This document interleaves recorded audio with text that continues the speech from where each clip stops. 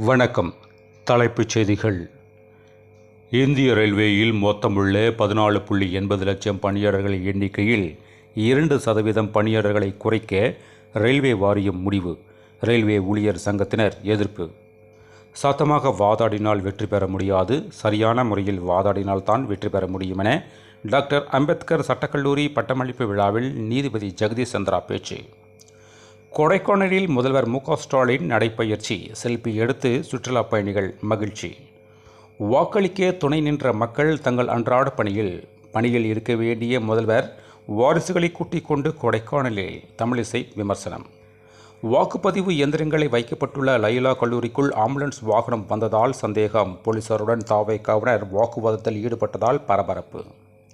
ரயில்வேயில் 29,000 பணியிட குறைப்பு, முடிவை திரும்பப் பெற வேண்டுமென செல்வப்பெருந்தகை அறிக்கை. வாக்கு எண்ணும் மையங்களில் மாவட்ட தேர்தல் அதிகாரி டிஓ, தேர்தல் நடத்தும் அதிகாரி ஆர்ஓ தினமும் ஆய்வு செய்ய வேண்டும், தேர்தல் ஆணையம் உத்தரவு. கல்பாக்கத்தில் அமைந்துள்ள விரைவு இணுலை நிலைமாறும் நிலையை அடைந்தது, இந்தியாவின் பெருமையை உயர்த்தியுள்ளது, நாட்டின் வரலாற்று சிறப்புமிக்க மைல்கல் என பிரதமர் மோடி பாராட்டு. தமிழக சட்டப்பேரவைத் தேர்தலில் 45 தொகுதிகளில் 90% மேல் வாக்குப்பதிவு, 93% கரூர் வீரபாண்டி முதலிடம். வாஷிங்டன் வெள்ளை மாளிகையில் நடைபெற்ற பத்திரிகையாளர் விருந்து விழாவில் துப்பாக்கி சூடு, அதிகாரிகள் புடைசூழ பத்திரமாக வெளியேற்றப்பட்டார் அதிபர் டொனால்ட் ட்ரம்ப்.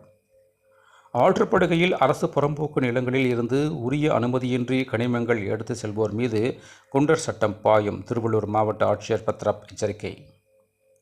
தாவேகா உருவாக்கும் வாக்குப்பிளவு பல தொகுதிகளில் முடிவுகளை தடைகளாக மாற்றும், பாஜக தன்னார்வ தொண்டு நிறுவ பிரிவின் மாநில அமைப்பாளர் அர்ஜுன் மூர்த்தி கருத்து. மேலும் விரிவான செய்திகளுக்கு அரசியல் ராஜ்யம் மின் இதழை படியுங்கள். நன்றி, வணக்கம்.